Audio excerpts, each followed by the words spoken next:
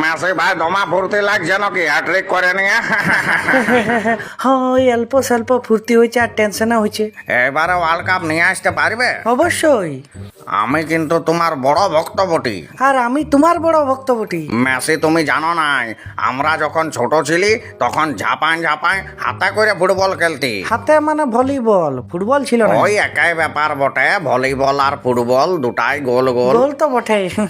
আচ্ছা ধরো এবারও ওয়ার্ল্ড কাপ জিতে গেলে পুরা তো পার্টি সার্টি খরচাপাতি করবে, আমি তো যাইতে পারছি নাই, আমাকে তখন তুমি ফোন পে করে দিবে। আর বলো না, তুমি বলছো ফোন পে আর আমি শুনছি এমবাপে। হুম হুম হুম। উহাকে একবার ফোনটা লাগাও। এমবাপে খরচাটা কবে করবে? আমার এখন পয়সা নাই, যুব শক্তিটা পাইনি তারপরে। ফোন লাগানছিলি, আমাকে বলছে যে হ্যাঁ পয়সা নাই। অমনি পয়সা নাই তো সবাই বলে। হ্যাঁ ও বলছে যুব শক্তি 3,000 পাইলি তারপরে।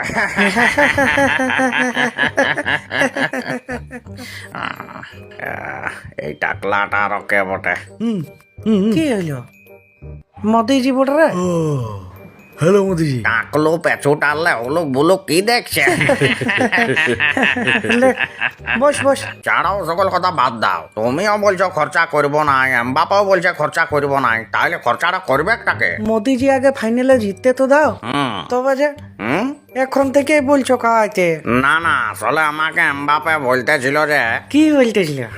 বলছে যে খাওয়াইতে লাগবো তোমাকে খাসি, আমার থেকে মেসিরে জিতার চান্স বেশি।